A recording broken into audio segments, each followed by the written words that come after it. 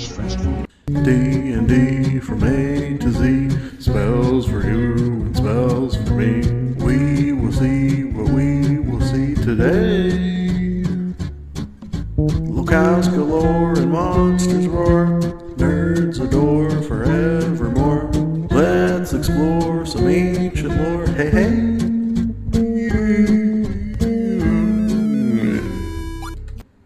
Hello, my name is Jordan Maywood, and I am the Alphabetical DM.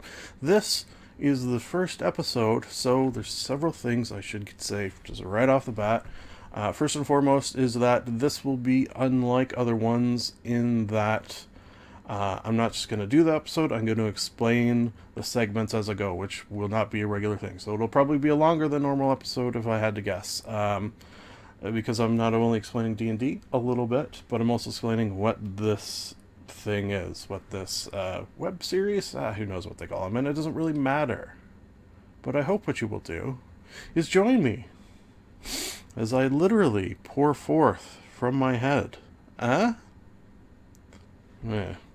The meager roleplay game knowledge I have, such as it is. Oh yeah, you know what? On that note, I have a button. Okay, wait. Let's first and foremost. Let's just say you can watch this on YouTube, you can watch this on Daily Motion, Vimeo. When I'm recording it, I am streaming it to Twitch and Mixer, because that's a thing now. Interesting. I'm using XSplit, which is a software normally people use for streaming. One of the reasons I thought this would make sense in my case is because for the same reason I do a podcast, the Libro Cube. I'm going to try not to mention that every episode. I have that down to such a science that literally the episodes are half an hour long, and it's probably half an hour. It probably takes me an hour from recording. I don't edit. I just upload them. It's probably an hour all told per episode. So I wanted something similar to that with regards to this, in that I don't have to edit with this. It'll be live editing. I suppose if I said something truly horrible, I would edit it out. But I'm pretty good at not doing that after 500 episodes of the podcast. I think I should not be saying horrible things. We'll see, though. If you see an edit, something terrible came out of my mouth.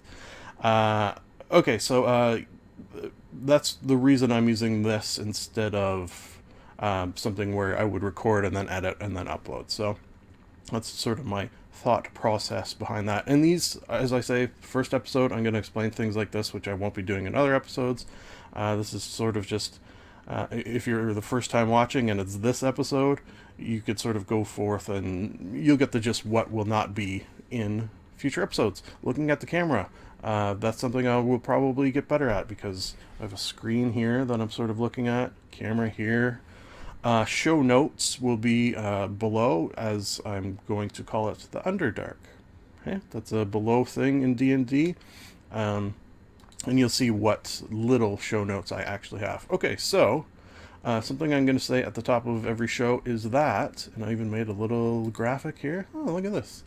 Everything I say will be opinions. One of the great things of D&D is that you can play at 10 different tables and 10 different DMs, and although you're all playing D&D, you're going to get vastly different experiences, not just in terms of content of the games themselves, but also the way in which DMs run a game. So everything I'm going to say, for the most part, particularly ratings, is going to be just opinion based. So you can have your own, and you know what? I'd like you to say your opinion in the Underdark below, which I have to get used to saying that.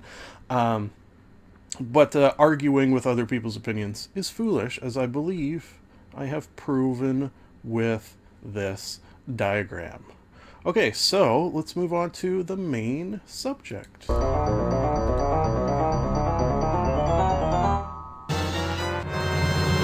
Ooh, transition. So this is how a lot of the it'll sort of look. So basically I'm going to have screens open in the bottom left hand corner. You'll always have what sort of segment we are in at any given moment. So that way, if you don't want to see the main subject, just skip to the part where it says monster or spell or location. On the note of me just screwing up a word there, something you'll get in this that you don't get in those other guys' streams and videos and web series is screwing up words. So, that's something.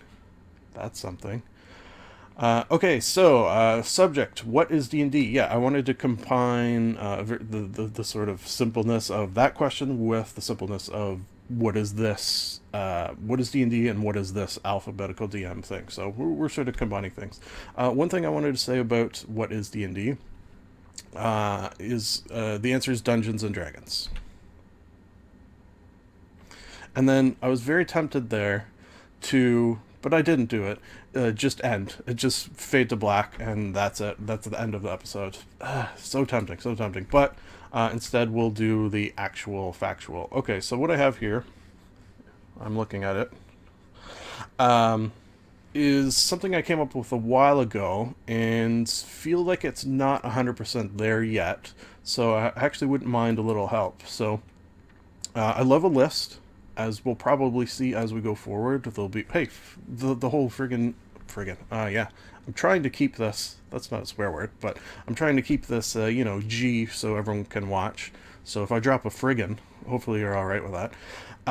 Okay, so the long answer, yeah, so I love a list, and I think this list is probably going to give you a good gist, but it's also maybe too unwieldy. Like I wanted like a paragraph that would just work. Okay, so a game where you will role play, and then I put in brackets pretend to be, just for the reason that I feel like role play can have more than one connotation, perhaps. Where you pretend to be a character. Your character will be created by you, and your character sheet will have details of this creation.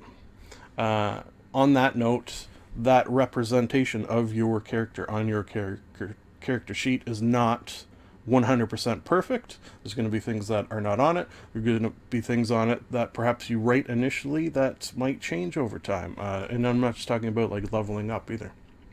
The DM, Dungeon Master, which is, let's pause there for a second, debated going GM versus DM. And for some reason, yeah, we'll talk about that another time. Okay, so the Dungeon Master will outline stories and scenarios and the character you need to accomplish. Okay, so yeah, pretty straightforward so far. Okay, so now I'm throwing some numbers in number 3 here. You will roll dice and add that number to the numbers located on your sheet to see if you are successful in any task you want to attempt. For example, and I just use a classic door example here, and then give some of the math. So if you're watching this, and this will be in the show notes in the Underdark below as well, let me know if this example could be made simpler, or I'm just trying to figure out ways that people understand that the task plus your character plus numbers on your character and the difficulty, that sort of, because that's what a lot of what you're doing involves. So that's sort of my reasoning to have an example like this, and I'm not sure if it's a perfect example. On that note, this whole thing, I don't know if it's a perfect, if there can be such a thing, explanation of what D&D is. Okay, so number 4, in combat versus out of combat does not affect the game other than the fact that you're slowing things down, which I think makes a sort of sense. There's maybe yeah, you could probably find outlier scenarios where that might not be true, but I think that's a good sort of general rule of thumb. Go and turn, that's it. The only variables are which of the dice you roll and what numbers you add to those rolls in your character sheet. Yeah, again, pretty straightforward, which is the goal of this document. With time, the main intricacies you learn are the abilities of your character has at your disposal and when it makes sense to use them. Yeah, I think that's it, because I didn't want to go into a tremendous amount of rules-related details. Okay, so that's the main subject done. Let's move on to monsters.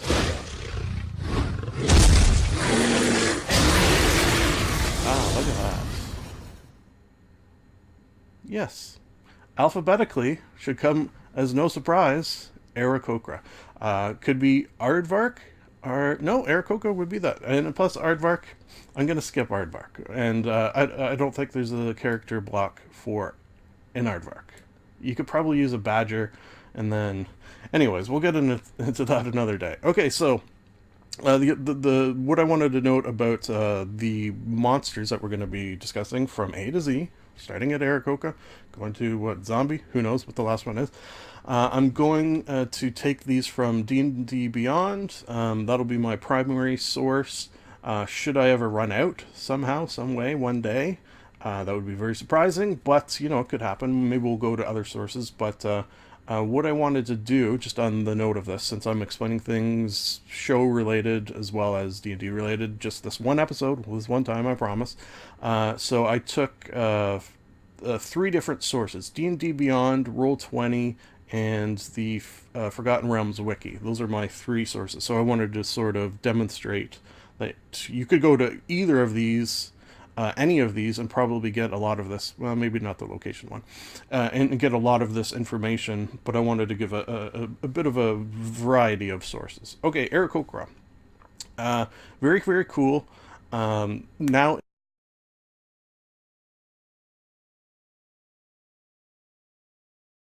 classes.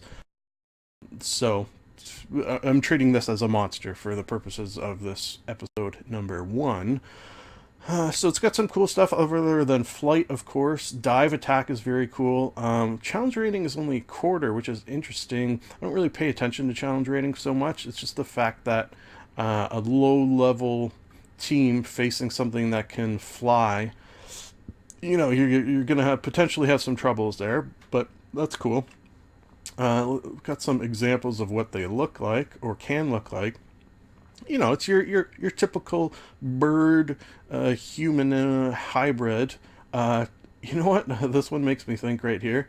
Get a toucan. Name him a toucan based Aarakocra. Name him Sam, and he loves cereal. Do they have cereal in D&D? Hey, in my campaign, they have cereal now. That's canon. I've just made it canon. Okay, so rating wise. And this is something, again, that I'm just going to explain how I'm going to rate things probably the one time, and then going forward, we'll just sort of jump into it. My thought is, on my podcast, The Libercube, which I will try not to bring up very often, I'm about 500 episodes in, and I rate, ish, movies, so TV, books, video games, and things from the internet. So, how I rate those, particularly the not the internet stuff, is my enjoyment while watching.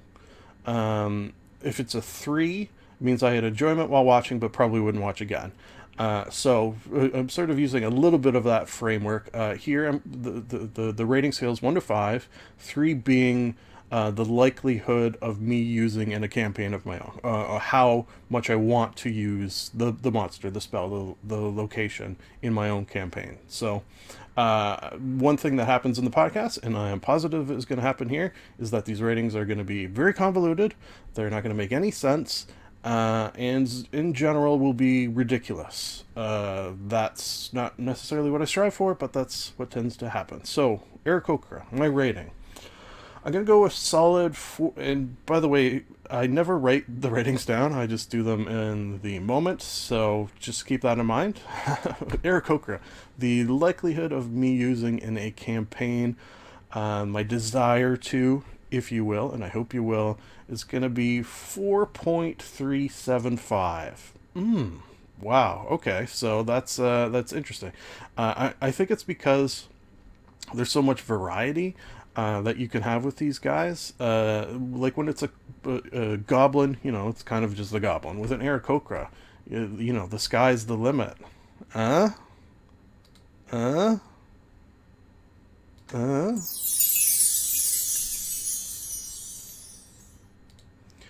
Okay. Spells. Moving on to Acid Arrow, which, on that note, since I'm going by Roll20, And I don't know where, if you could still find, like, is it in the player handbook? I should have checked that, but I'm not a professional, and I will improve with time. That is just the nature of time. This is in older editions, or maybe even in this edition, just not in Roll20. It's called Melth's Acid Arrow. So, because I'm going by Roll20, I'm just going to go by how they call it here. And maybe it was sort of a licensing thing that they can't. That's interesting. Anyways, a shimmering green arrow streaks towards a target with in range and bursts in a spray of acid. Whew, level 2. Range spell attack, so pretty standard. 44 acid damage. 2d4. Oh, okay. So that's kind of cool that it takes damage on its next turn as well, as the acid sort of bubbles away on you. Even half damage on a mess, so that's always a bonus. And you can cast it at higher levels. So rating wise for this spell, cool description. You know what I was thinking about this? I forget why. I think it might have been another one that this sort of came up because I did show notes for the first 10 episodes because I'm a maniac. Spells involving acid or animals that have acid related attacks, something like very visceral about them. And I think I came up with a reason why. Fire spells, I have a lighter over there. I could get some fire. Ice spells, I got ice cubes right over there. Like a lot of the spells involve elements that you can come across with in your day-to-day lives, whereas acid, like I don't know where acid is. Like if someone said to me right now, go get me some acid, I have no idea where I would go. So it's a little more mysterious, a little more magical. Huh? So for that reason, acid arrow, and probably acid things in general, I'll give higher marks to, just for their sort of cool, mysterious factor. I'll go 4.1. Yeah, 4.1 for Acid Arrow. Thank you for that. What do we got here? Yeah, Acid Arrow. Who's this guy? This guy's shooting some acid at a thing. Yeah, how are you against concentrated nitric acid? How are you? You have arrived at your destination. Location. Location. Location. Okay, so, gonna make an attempt at saying this location. Abe Abathor. Because that's a name. Dwarven Temple. Okay, dedicated to this, again, well, hey, we're here. Let's try this name as well. Morden Saman. Deity of Greed, which is interesting that dwarves have a deity of greed. Holy House. I will say, 10 episodes notes done. A lot of them are temples. Apparently, man, in the Forgotten Realms, there are a lot of temples. Oh, okay. Well, while we're here, let's just discuss the Forgotten Realms. That's where I am pulling these locations from. If you are unfamiliar with Forgotten Realms, created many years ago by Mr. Ed Greenwood, who I have had the pleasure of meeting on 3 occasions now. Very, very nice. Got his autograph. Oh, can I see it from here? No. Okay, but I got his autograph on the thing right here, but I don't think I could see it. Anyways, it's where a lot of the D&D stuff takes place.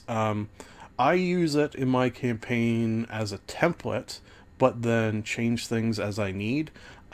So it's nice to take something like this and then jam it into your own campaign, and you can maybe add, change, sort of tweak things as you like. Just because if you want to stick to canon 100% of the time, you could do that, and it'd probably be amazing. It's just a little difficult. Okay, so Dwarven Temple to a Deity of Greed, I really like the name.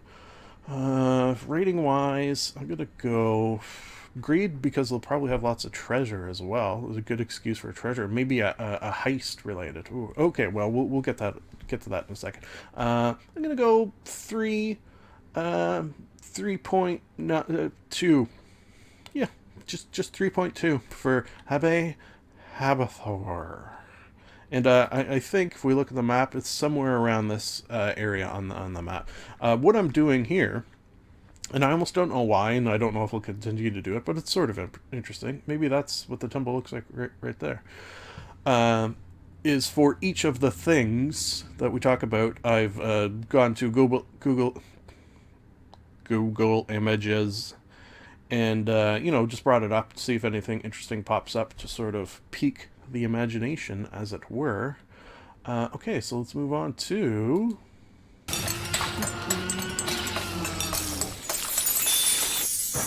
a Word document. Fascinating.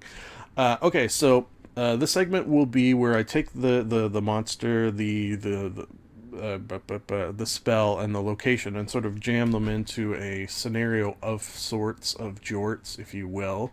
And this one I'm calling Collectible Spell Scrolls. So basically, what I wanted to do is Aaron, the Aarakocra, which is a shout out to Key and Peele. Yeah.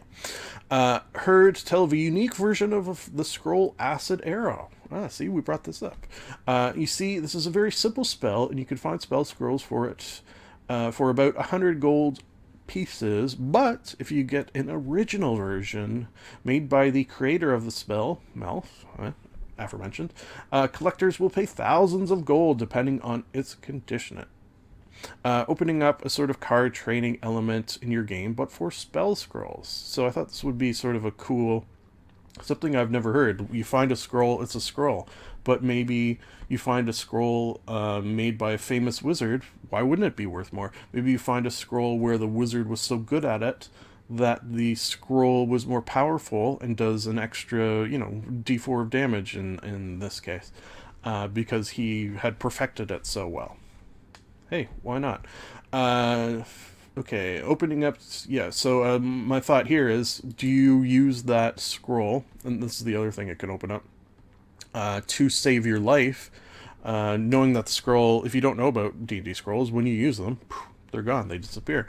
So, do you use it if it will save your life, despite knowing that if you keep it and sell it, you're going to get, 10,000 gold or whatever? So, a very sort of risk versus reward, which is always something I like to add to my D&D. Risk versus reward. Do I go and, you could just, if you're an adventurer in D&D, you could just stay at home and have no risk at all, but then you're not going to get any rewards or fun. So anyway, the Dwarven temple found at Abathor is dedicated to the god that's of greed, the Dwarven one, that I said his name earlier, who's the largest collector of these special editions of scrolls. So, let's fix that. Aaron believes this temple may house this particular scroll. So, that's my thought. We'll get one of these, the sort of foil versions, if you will, and I hope you will, of that. Moving on to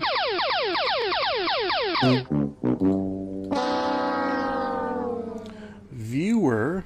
Let's get these air quotes in here real good. Viewer question. It is my hope that eventually, in the Underdark below, people watching this on YouTube or, wherever, places where I could see your comments, as scary as that thought is, will have questions for me that I can answer, and we'll talk about it on the show. If that happens, or does not happen rather, I am a member of probably too many than is healthy, Facebook D&D related groups. So one thing I do to stay sharp, as sharp as I am as a DM, that is to go into those and see questions and then try to give thoughtful answers to them. Yeah, it kills some time, fun to do, and fodder for this. So I am paraphrasing these questions. Maybe when I start taking them from YouTube, I won't paraphrase, but the ones from Facebook I am, because they were quite often like a paragraph long, so I'm sort of boiling them down a little bit. So what are some unique space encounters I can have in my campaign? So I remember the question was, not so much once the person gets from point A to point B while flying through space, and I think it was he was looking for things that could happen along the way. So because my campaign, and we'll get into this a later date, is sort of intertwined with Star Trek, my D&D campaign is intertwined with Star Trek, yes, you heard that right. It sort of gave me the idea of nebulas, because something about Star Trek, there's nebulas everywhere, and they're all do sort of different things for some reason. So basing nebulas on colors, and every color can correspond to a dragon. So, for example, red dragon, red nebula. Hey, it's not rocket science, although it is because you're flying through space. So, a little bit of rocket science. Things that can happen in a red nebula: it's hot, fire, red, dragon, red, fire, dragon, red. So you're gonna need to sort of, veer around the hotter areas so it doesn't damage your ship. Inside's going to be very, very hot. You're just going to be sweating. So there's rules in D&D to involve extremes in heat and cold. So put those into play. You're going to have food on board that will spoil, or, because I like a little comedy, it cooks and it smells delicious. Hey, there you go. You're going to have to eat it all because, it's all going to go bad now. So if you're tracking food and water, which in a space-based, it's kind of cool, because then you think of, at least I do, think of Star Trek Voyager, where they had to travel so far that they would periodically have to search for food, because the replicators couldn't just keep up with that. So yeah, throw that in there, why not? And then fire elementals. Hey, you need some bad guys in there that maybe breach the ship. Maybe they not only live in the nebula, but they sort of make up the nebula. That's kind of a cool idea. Maybe the nebula, see, stuff like this will happen, I hope. Maybe the nebula, particularly this one, this red one, is a giant fire elemental that you are flying through, and it has like little ones that are like its young that are like feeding off it, or living symbiotically in it. I like that idea, and I might use it one day. Here's a picture of a nebula. I don't know what I'm doing, but we're done. It's done! Hey, that's what I said. Okay, so that was it. That was the end of the first episode. Links to stuff below in the Underdark. We got some social media stuff, as you do. But what I'm actually most excited about is... Oh, yeah, I could do this. Okay, so... I wrote a little sign-off. This is what happened in the podcast as well. I wrote a little sign-on and sign-off. And then ended up just sort of going with the flow. So that's probably what I'll do here. But this first time I'm going to read it to try to get it in my mind a little bit. Asking for likes and subscribers is not fun, so instead I will bribe for them. The likes help to grow the channel, and for every 100 new subscribers, I will personally donate $10 to takethis.org, which is this lovely organization here, which I have a sort of a very strong kinship towards. They help people with depression, anxiety, things of the mental, well, you could read the description here. And they're also a little sort of intertwined with the gaming community as well. So, it sort of goes hand in hand with my loves and my brain. Anyways, if, with your help, this channel ever makes it to that special affiliate level, so I'm talking on YouTube here, although this is all over the place, I will donate half, 50%, of all monies to this organization. So basically, you are a non-D&D style monster if you do not click a few buttons, right? Links for takethis.org and other stuff can be found in the Underdark below. Folks, I guess we did it. It's so confident in the I guess we did it. I will say, it's the first episode. They'll get better, and they won't be as long. And thank you. Oh, yeah. Okay, so I end every of my 500 podcasts the same way, and that is by saying it's nice to be nice to the nice. So I thought I would instead say it's nice to be nice to the dice.